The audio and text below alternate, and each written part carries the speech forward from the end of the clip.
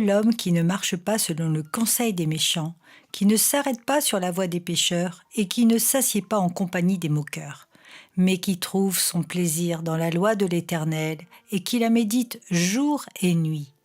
Psaume chapitre 1, versets 1 et 2. Comment être heureux en méditant la parole de Dieu jour et nuit?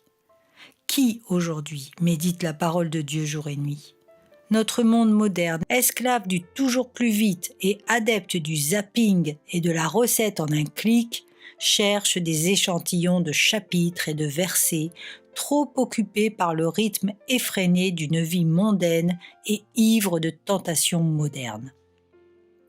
Nos assemblées ont soif de spectacles qui comblent les émotions et d'écoute de prédications qui synthétisent ce que les chrétiens n'ont pas le temps de méditer.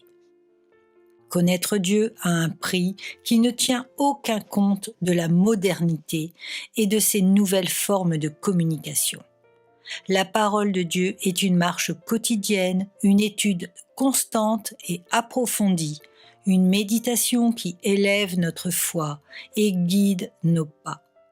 Si lire la Bible est un fardeau, c'est que de ne pas le faire finalement devient un plaisir. Un homme a dit un jour: « La Bible nous éloigne du péché et le péché nous éloigne de la Bible. » Si la Bible n'est pas notre nourriture, alors c'est que nous n'avons aucun désir de connaître Dieu. Nourrir notre âme de la parole de Dieu est la priorité de tout enfant de Dieu qui n'a plus rien de commun avec le monde. Peut-être êtes-vous refroidi, avez-vous délaissé l'étude et la méditation. Peut-être, jeune chrétien, tu ne sais pas comment te nourrir de la parole. Aujourd'hui, prends la décision de lire la parole de Dieu et de ne plus jamais sauter de repas. Prie le Seigneur, et il va avec amour, force et sagesse te donner de l'appétit et mettre sur ta route des serviteurs qui t'encourageront.